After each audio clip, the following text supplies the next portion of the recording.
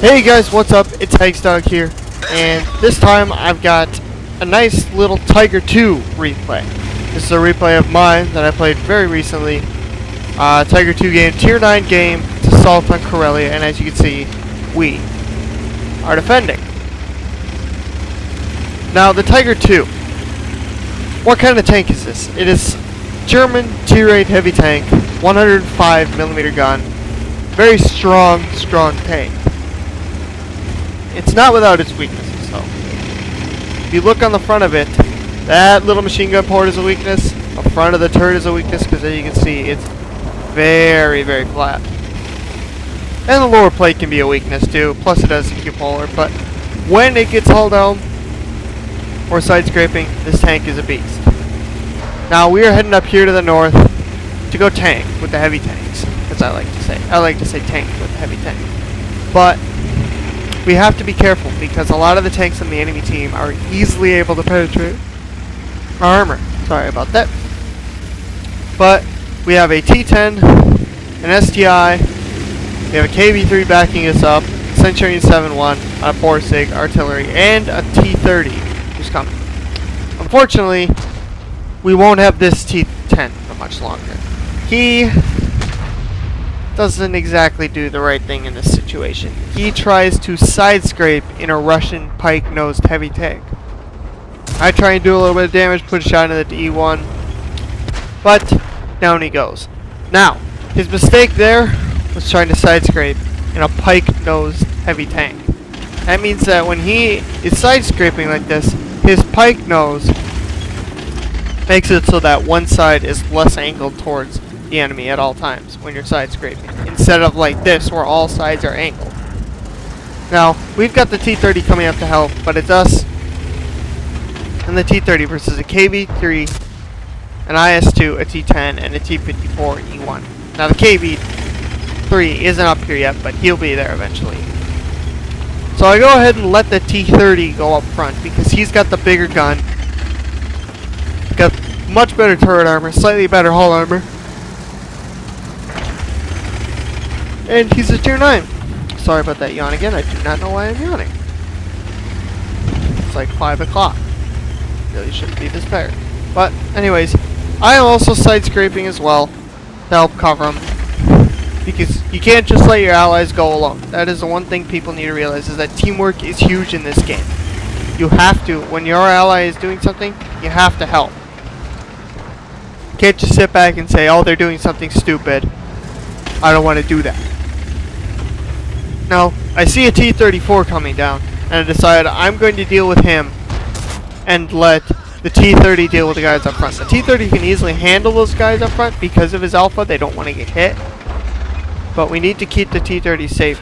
This T-34's fire from the rear.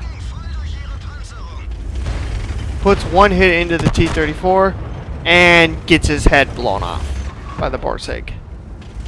And it's quite funny though. Look at his turret.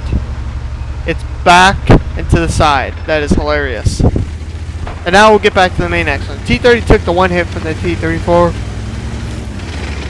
But that's it. I poke out the wrong way, take a hit straight, damages my engine, tracks me. So I repair the engine, don't repair the tracks. So my tracks will repair soon enough. Put a shot into the KV3, pull back. I'm already up to 1500 damage. And I'm not stopping there.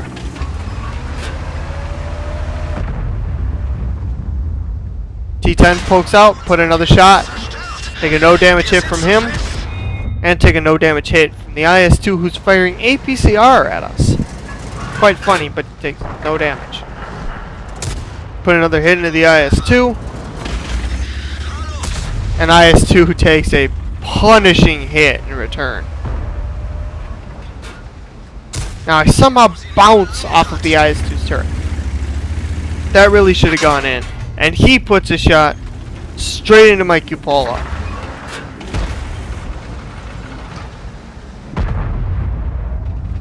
And we put a shot. Oh, bounces right off of the bottom of the T10, lower plate. Now we already capped, and we're down 4 to 8 right now. So it's a 40% of this game. Now we're side scraping to try and get a shot of the IS-2. Have a tiny shot, but we don't want to hit that because that's a very well armored spot. T-30 fires, IS-2 makes a mistake, we end him. Check out Bitus, we pulled the scores back to 9-7, but we're still down 2 tanks. But, not for long, as I put a shot straight through the turret of the KV-3, and he's down and out. And now we gotta try and deal with this T-10. T-30 misses his shot. Here he comes. We put a shot into him, but he's still on 800 some health. And we're a one shot for him. We track him, and the T-30 ends him. So now at this point I'm dead, but it is 5 tanks versus 5 tanks. And I'm not gonna play the rest of it because you don't really need to play the rest of it, but we end up going on to win that game. 1600 damage blocked, 3400 damage done. Now, let's go take a quick look at the post-game stats, see how well I did for this game. Alright, here we are with the post-game stats. As you can see, Master Badge, Ace Tanker, Duelist, Fire for Effect, 42,745 credits, 2,831 experience.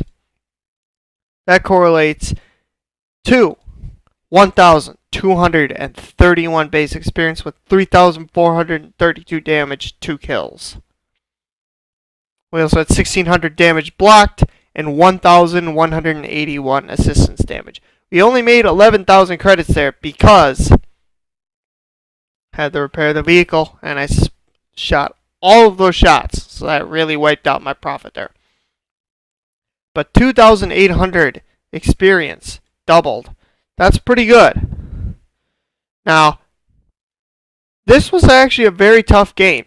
XVM rated it at about 40% chance to win, which meant that we really had to pull our weight. So this was a challenging game, and very, very rewarding too in the end, especially seeing how well I did in this matchup.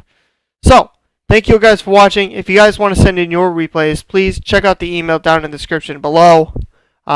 Send them there with a replay link to your replay uploaded onto a replay site such as worldoftanksreplays.com. I'll take a look at them, and if you're lucky, I might feature your replays in the next video. Thank you guys for watching. Please make sure to like, subscribe, leave a comment if you want to ask me anything. I'd really appreciate it. Thank you guys for watching. Take care. See you next time.